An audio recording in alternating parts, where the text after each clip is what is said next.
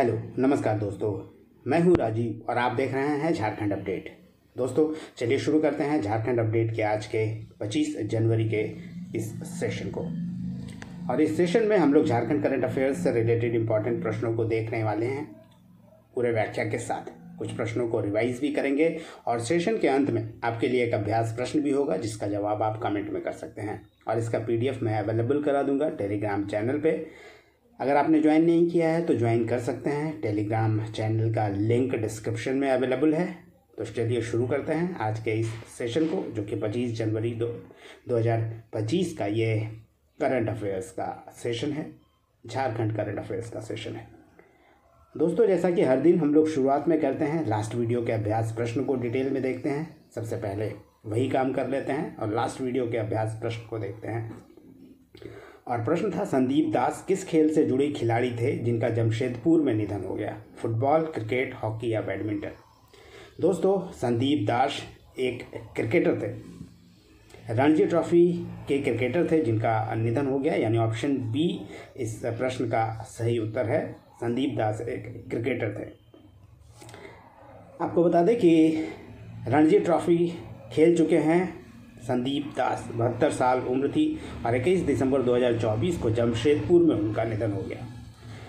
वो रणजी ट्रॉफी के कैरियर में कुल 285 रन बना पाए थे और कुल 7 रणजी मैच खेले थे और टाटा स्टील स्पोर्ट्स डिपार्टमेंट से वे रिटायर हो गए थे। आपको बता दें कि इनके नाम एक रिकॉर्ड भी है, सबसे ज़्यादा उम्र में रणजी ट्रॉफी में डेब्यूट करने का उनका रिकॉर्ड है। जबकि इनका जो डेब्यू का रिकॉर्ड है प्रवीण तांबे के द्वारा बाद में टूट गया था, लेकिन जब इन्होंने शुरुआत की थी, डेब्यू की थी रणजी ट्रॉफी में, तो सबसे ज़्यादा उम्र में खेलने वाले खिलाड़ी थे रणजी में। और उनका निधन हो गया है जमशेदपुर में, संदीप दास का। चलिए दोस्तों अब नए प्रश्नों को, जो कि झारखंड करंट अफेयर्स से रिलेटेड है, उसे हम लोग एक एक कर देखते हैं। कुल 5 प्रश्नों को हम लोग देखेंगे इस सेशन में। और आज का पहला प्रश्न है, 24 जनवरी 2022 को झारखंड स्टेट ओपन यूनिवर्सिटी के स्थापना के कितने वर्ष पूरे हो गए? 1, 2, 3 या 4? दोस्तों Jharkhand state open university newly established है, यानी मात्र 2 वर्ष हुए हैं इस यूनिवर्सिटी के।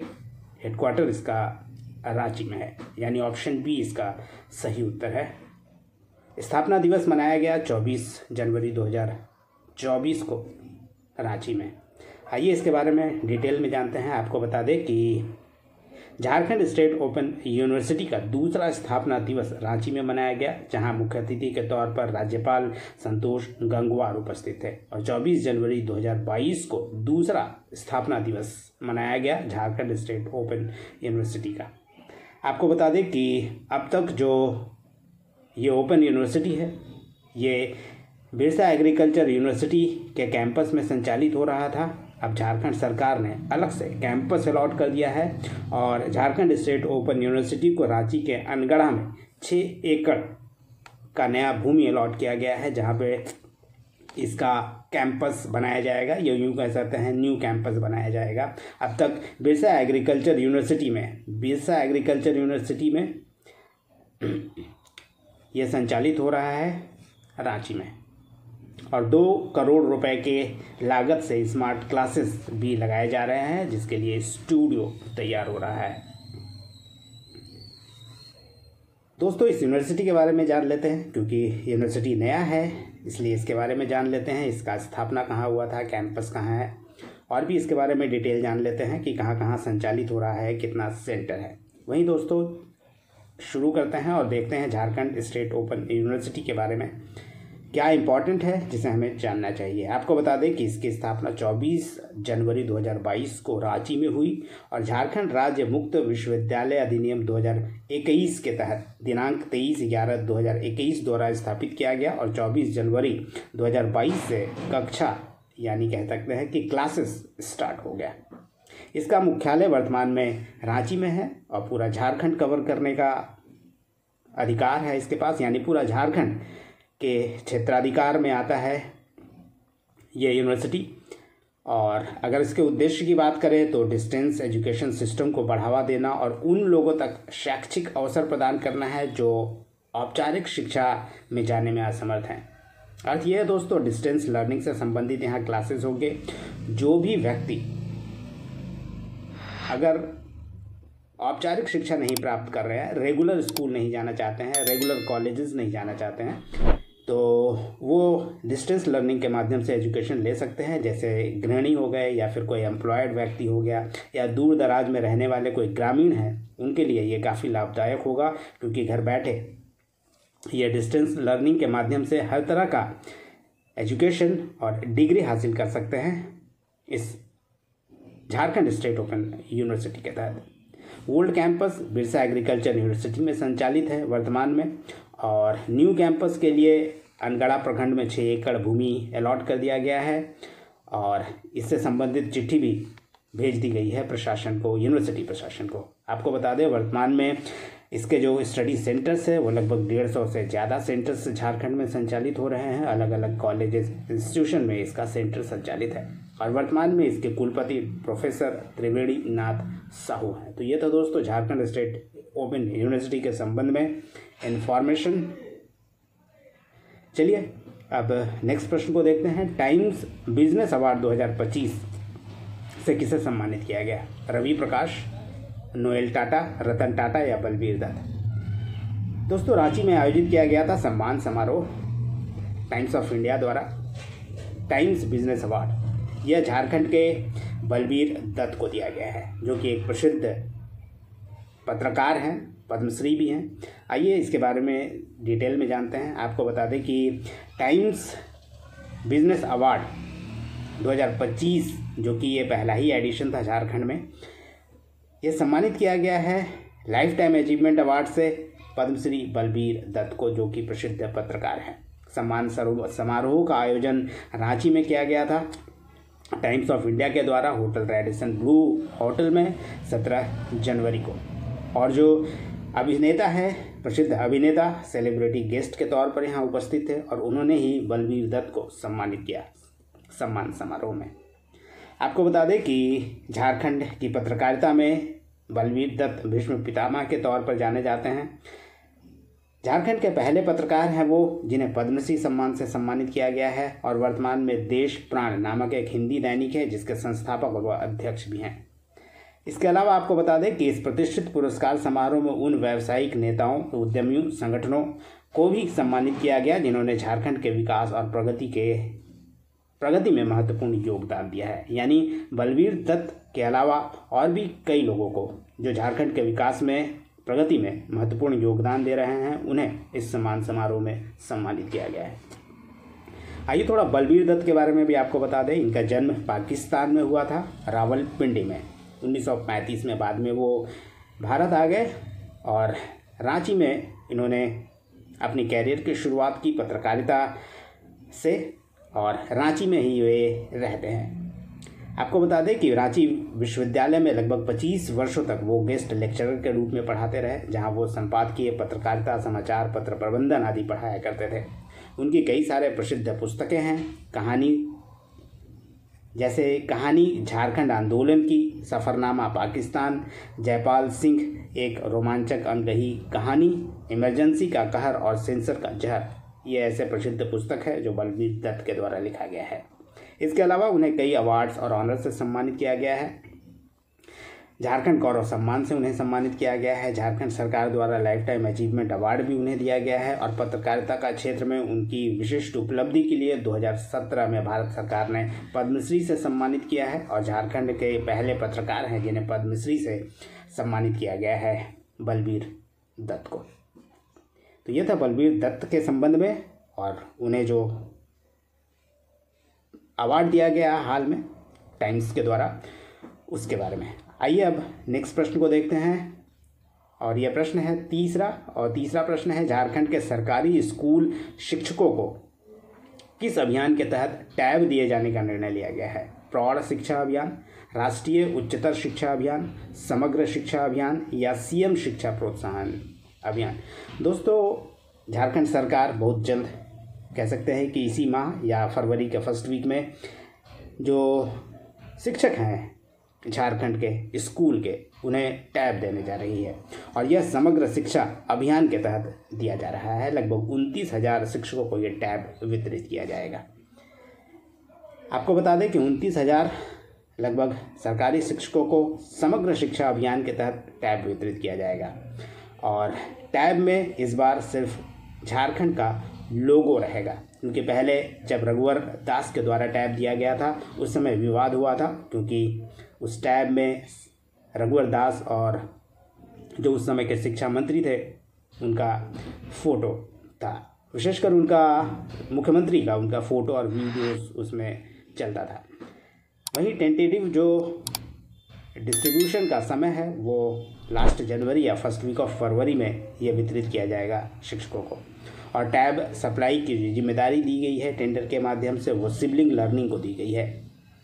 और टैब वितरण का जो उद्देश्य है वो शिक्षक अपनी उपस्थिति इसके माध्यम से दर्ज करा सकेंगे समय पर। इसके अलावा स्कूल संबंधी रिपोर्ट शिक्षकों को दिया जाएगा, जो संबंधित विभाग है या कह सकते हैं शिक्षा विभाग या झारखंड शिक्षा परियोजना परिषद को वो भेज सकेंगे। इसके अलावा टैब में ई विद्या वाहिनी ऐप जो कि शिक्षकों को अटेंडेंस के लिए आवश्यक होता है। इसके अलावा जे गुरुजी ऐप अपलोडेड किया गया है जो छात्रों के एजुकेशन से संबंधित है। इसके अलावा दोस्तों आपको बता दें, जो पिछली बार विवाद हुआ था रघुवर दास सरकार के समय, जब रघुवर दास सरकार ने 34,000 शिक्षकों को टैब बांटा था, उस समय सीएम का वीडियो उस टैब में उपस्थित था, यानी अटैच्ड था, जिसके कारण जब भी ऑन होता था टैब तो सरकार का जो मुख्यमंत्री उस समय के थे, सरकार के मुख्यमंत्री रघुवर, उनका वीडियो चलता था, जिसके कारण काफ़ी विवाद हुआ था। यही कारण है कि इस विवाद से बचने के लिए झारखंड सरकार ने यह निर्णय लिया है कि इस बार टैब में सिर्फ झारखंड सरकार का लोगो लगाया जाएगा, ताकि किसी भी तरह का विवाद पक्ष या विपक्ष के द्वारा न किया जा सके। प्रश्न नंबर 4 है, किस विधानसभा क्षेत्र के पूर्व विधायक गुलाब सिंह मुंडा का निधन हो गया? खरसवां, सरायकेला, मांडर या विश्रामपुर? दोस्तों, गुलाब सिंह मुंडा खरसवां के विधायक रहे थे, उनका निधन हो गया है। आपको बता दें, गुलाब सिंह मुंडा जो कि 86 वर्ष के थे, झारखंड अलग राज्य के प्रबल हिमायती माने जाते थे, गुलाब बाबू के नाम से मशहूर थे, पूर्व विधायक थे गुलाब सिंह मुंडा, जिनका 18 जनवरी 2025 को निधन हो गया और वो खरसवां के विधायक थे। 1972 में उन्होंने चुनाव जीता था। 1972 से 77 तक यानी 5 वर्षों के लिए वो विधायक चुने गए थे खरसवां से। बागुन सुमरमई की जो पूर्व विधायक सांसद रहे हैं, बागुन सुमरई, उनकी पार्टी थी झारखंड पार्टी, उसी पार्टी के टिकट पर वो चुनाव लड़कर चुनाव जीते थे। नेक्स्ट प्रश्न है दोस्तों, और 5वां नंबर प्रश्न है, 38वें राष्ट्रीय खेल में झारखंड के खिलाड़ी कितने खेलों में भाग ले रहे हैं? 8, 12, 18 या 28? आपको बता दें, उत्तराखंड में जो 38वां राष्ट्रीय खेल आयोजित होने जा रहा है उसमें झारखंड के खिलाड़ी और अधिकारी जा रहे हैं, जबकि खेलों की संख्या की बात करें तो कुल झारखंड के जो खिलाड़ी हैं 18 अलग अलग खेलों में पार्टिसिपेट करेंगे इस राष्ट्रीय खेल में। आपको बता दें कि 38वें जो नेशनल गेम्स है, राष्ट्रीय खेल, इसका आयोजन किया जा रहा है। 28 जनवरी से इसकी शुरुआत हो रही है, 14 फरवरी 2025 तक इसका आयोजन किया जाएगा उत्तराखंड में। झारखंड से 18 खेलों में तकरीबन 250 खिलाड़ी और अधिकारी जा रहे हैं, जिसमें 18 खेल हैं ऐसे जिसमें झारखंड के खिलाड़ी पार्टिसिपेट करेंगे। दोस्तों, अगर वर्तमान में चूँकि स्पोर्ट्स की बात है इसलिए स्पोर्ट्स से रिलेटेड जो कुछ अधिकारी हैं उसके बारे में जान लेते हैं। वर्तमान में जो खेल निदेशक हैं संदीप कुमार हैं, जो कि IAS अधिकारी हैं। वर्तमान में डायरेक्टर स्पोर्ट्स के अलावा यूथ अफेयर डिपार्टमेंट के भी निदेशक हैं। इसके अलावा झारखंड ओलंपिक एसोसिएशन की वर्किंग प्रेसिडेंट की बात करें तो वर्तमान में शेखर बोस हैं। दोस्तों, अब आप झारखंड में भी आपको बता दें कि 34वां जो राष्ट्रीय खेल आयोजित किया गया था उसके बारे में थोड़ा रिवाइज कर लेते हैं, क्योंकि इससे संबंधित भी प्रश्न एग्जामिनेशन में पूछा जाता रहा है। तो जान लेते हैं कि 34वें राष्ट्रीय खेल की क्या स्थिति थी। झारखंड मेडल टैली में किस स्थान पर था। आपको बता दें कि 34वें राष्ट्रीय खेल का आयोजन 2011 में झारखंड में रांची में आयोजित किया गया था, 12 फरवरी से 26 फरवरी 2011 के दौरान। और इस आयोजन में प्रथम स्थान पर मेडल टैली में सर्विसेज स्पोर्ट्स कंट्रोल बोर्ड यानी SSCB का प्रथम स्थान था। SSCB ने कुल 162 मेडल जीते थे, जिसमें गोल्ड 70, सिल्वर 50 और ब्रॉन्ज 40 थे। वहीं झारखंड की बात करें तो मेडल टैली में 5वां स्थान था झारखंड का 34वें राष्ट्रीय खेल में, जो झारखंड के रांची में आयोजित किया गया था। और झारखंड के पास कुल 96 पदक थे उस नेशनल गेम्स में, यानी झारखंड के खिलाड़ियों को कुल 96 पदक हासिल हुए थे, जिसमें से 33 गोल्ड, 26 सिल्वर और 37 ब्रॉन्ज था। वहीं शुभंकर की बात करें 34वें राष्ट्रीय खेल का, तो छुआ इसका शुभंकर था, यानी कि एक मशाल के साथ दौड़ता हुआ हिरण, जहाँ पे आपको बालक का चेहरा भी देखने को मिलेगा। तो ये छुआ नाम का शुभंकर था 34वें राष्ट्रीय खेल में, जो झारखंड में आयोजित किया गया था। इसका उद्घाटन बिरसा मुंडा एथलेटिक स्टेडियम रांची में किया गया था और उस समय के राज्यपाल MOH फारूक और मुख्यमंत्री उस समय के अर्जुन मुंडा इस अवसर पर, उद्घाटन के अवसर पर उपस्थित थे और राज्यपाल के द्वारा उद्घाटन किया गया था। खेलों का आयोजन झारखंड के 3 अलग अलग शहरों में किया गया था। रांची में तो किया ही गया था, इसके अलावा जमशेदपुर और धनबाद में भी 34वें राष्ट्रीय खेल का आयोजन किया गया था, यानी कुल 3 शहरों में झारखंड में यह खेल आयोजित किया गया था। दोस्तों चलिए अब कुछ प्रश्नों को रिवाइज कर लेते हैं और रिवीजन के तौर पर पहले प्रश्न को देख लेते हैं। और पहला प्रश्न है, झारखंड सरकार ने भीषण बाढ़ से जूझ रहे किस राज्य को 2 करोड़ की आर्थिक सहायता की है। आपको बता दें कि मुख्यमंत्री राहत कोष में, असम के मुख्यमंत्री राहत कोष में, यानी असम सरकार को झारखंड सरकार द्वारा 2 करोड़ रुपए की आर्थिक सहायता दी गई थी, क्योंकि बाढ़ के कारण असम सरकार को यह मदद दी गई थी। झारखंड के किस खिलाड़ी को IPL मेगा ऑक्शन में सबसे महंगे खिलाड़ी के तौर पर हैदराबाद की टीम ने अपने टीम में शामिल किया। दोस्तों आपको बता दें कि झारखंड के कुल 3 खिलाड़ियों का चयन किया गया था ऑक्शन के दौरान IPL में, जिसमें ईशान किशन को सबसे महंगा खिलाड़ी के तौर पर, झारखंड से सबसे महंगे खिलाड़ी थे कह सकते हैं, कि जिन्हें ऑक्शन के दौरान हैदराबाद टीम ने अपने टीम में शामिल किया था। अगर ईशान किशन की बात करें तो 11.25 यानी 11.25 करोड़ रुपए में ऑक्शन के दौरान हैदराबाद टीम ने दिया था। जबकि 2 और जो अन्य खिलाड़ी थे, कुशाग्र यानी कुमार कुशाग्र और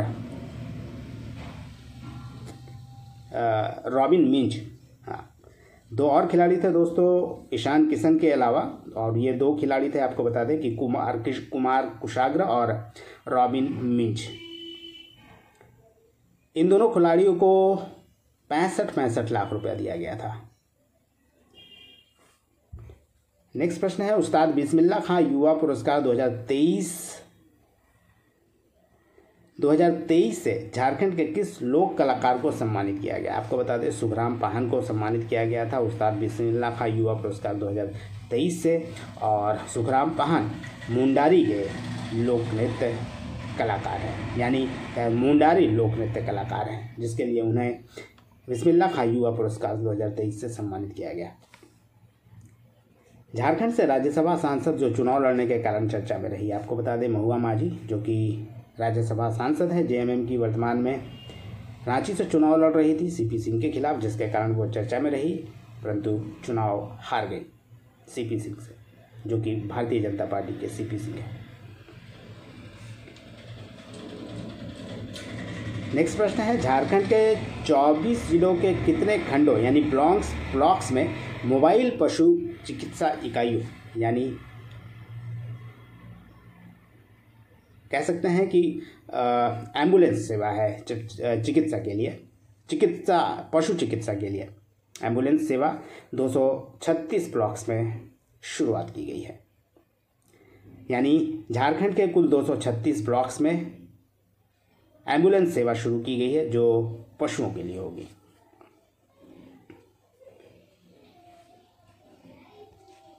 झारखंड की सरिता कुमारी किस खेल से जुड़ी खिलाड़ी है जिसने नवंबर 2024 में नेशनल चैंपियनशिप में झारखंड के लिए 3 गोल्ड मेडल जीते हैं? आपको बता दें, सरिता कुमारी साइकिलिस्ट है और साइकिलिंग से जुड़ी खिलाड़ी है।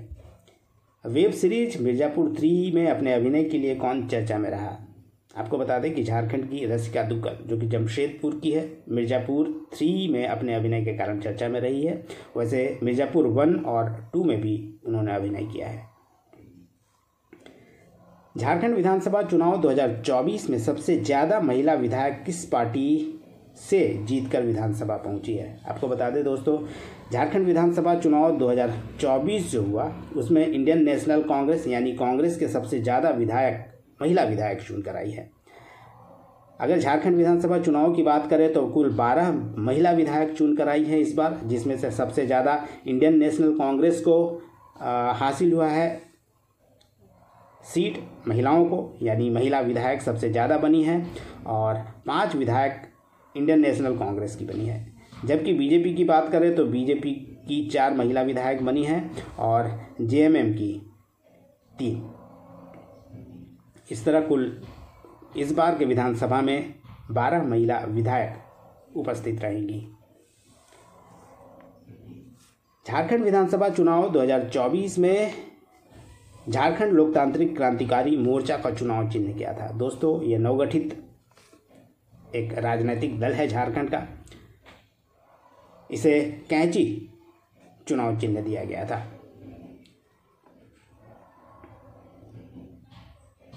नेक्स्ट प्रश्न है, झारखंड विधानसभा चुनाव 2024 में सबसे कम वोट से जीतने वाले नवनिर्वाचित विधायक कौन है? ये हैं दोस्तों निर्मल महतो।